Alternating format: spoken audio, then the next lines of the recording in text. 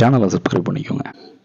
Vilathikulam MLA திமுக MLA Markandeyan வந்து கைது செய்யப்பட்டுள்ளார். எதுக்காக கைது செய்யப்பட்டுள்ளார்? முதலமைச்சர் அவர்களை வந்து அவதூறாக பேசிட்டாரு அப்படின்றதுக்காக கைது செய்யப்பட்டிருக்காரு. கைது செய்யப்பட்டு நீதிமன்றத்தில் ஆஜராகி நீதிமன்றத்திலையும் வந்து அவர் 15 நாள் வந்து நீதிமன்ற காவலில் வைங்க அப்படின்னு சொல்லி உத்தரவு கொடுத்துருக்காங்க. இது வந்து அவதூறுக்கெல்லாம் கைது பண்ணலாமா? இதுனா அராஜக போக்கா இருக்கே அப்படின்னு சொல்லி திமுக இருக்கக்கூடிய எல்லாருமே வரிந்து கட்டிட்டு வர்றது வந்து எனக்கு ஆச்சரியமா இருக்கு. ஸ்டாலின் அவர்கள், கனிமொழி அவர்கள் எல்லாருமே வராங்க. இது வந்து ஜனநாயக உரிமையை வந்து பறிச்சிருங்க அப்படின்ட்டு. கைது செய்த காவல்துறை தான் ஜனநாயகத்தை மீறிடுச்சு அப்படின்னா நீதிமன்றம் ஏன் காவல் வைக்க சொல்ல போகுது 15 நாளைக்கு அப்படிங்கிற கேள்வி நமக்குள்ள வருது, பொதுவாகவே வருது. அவதூறுங்கிறது வேற, பேசினதுங்கிறது வந்து ஒரு மிரட்டுற பாணியில பேசியிருந்தாரு, மரியாதை குறைவா பேசியிருந்தாரு, உரிமையில பேசியிருந்தாரு. முன்னாடியே குறிப்பிட்டிருந்தோம், நம்ம திமுக இருக்க யாருக்குமே மரியாதைனா என்னன்னு தெரியாது. அவர்கள் இவ்வாறு தான் பேசுவாங்க அப்படின்றது நமக்கு தெரியுது. ஒரு சாதாரணமா இருந்த ஒரு ஆள் திடீர்னு முதலமைச்சர் ஆனாலும் அவங்களால ஏத்துக்க முடியல.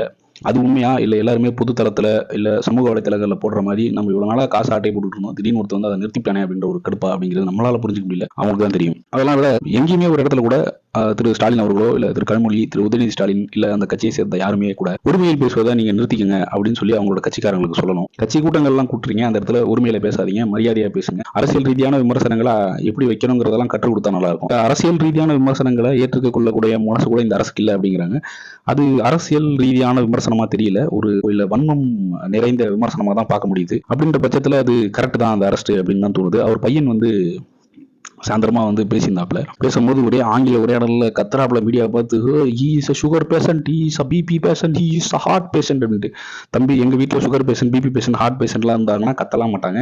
மாத்திரையை போட்டோமா சாப்பிட்டோமா வீட்டில் உட்காருங்க சார், ஆமா அப்பாவா தாத்தாவோ இருந்தாங்கன்னா உட்காருங்க தாத்தா, பரவாயில்ல, ஒன்றும் பிரச்சனை கிடையாது, நம்ம பார்த்துக்கலாம். முந்தா நாள் நைட்டு வந்து உறக்க கத்தும் போது, எலும்பு ஒட்டைப்பேன் சொல்லும் போது இல்லாத பிபியும் இல்லாத சுகரும் இல்லாத ஹார்ட் பிரச்சனையும் திடீர்னு போலீஸ் அரெஸ்ட் பண்ணணும் வருது அப்படின்றது திமுக இருக்க எல்லாருக்குமே வருதுங்கிறது வந்து மக்களாக எங்களுக்கு வந்து ஒரு புதுவிதமான பார்வையை தெரியுது திமுக மேல அப்படின்னு தெரியுது. திமுக கொஞ்சம் கொஞ்சமாக அம்பலப்பட்டுக்கிட்டே இருக்கு. திமுக கொஞ்சம் கொஞ்சமா மக்கள் வந்து புரிஞ்சுக்கணும், அடுத்த தலைமுறை புரிஞ்சுக்கணும். எப்படி இப்போ ஒரு சின்ன சேஞ்ச் பண்ணணுமோ அதே மாதிரி அரசியல்ல இவர்களுக்கு அதிகாரம் கிடைக்காமல் பார்த்துக் கொள்வதுன்றது ரொம்ப அவசியம். கிடைஞ்சிருச்சுன்னு வச்சுக்கோங்க, அவ்வளவுதான், முடிச்சுட்ருவாங்க. இதை பத்தி நீங்க என்ன நினைக்கிறீங்கன்னு சொல்லிட்டு கீழே கமெண்ட்ல போடுங்க. சேனலை சப்ஸ்கிரைப் பண்ணிக்கோங்க. ஆக்கப்பூர்வமான கண்டென்ட்.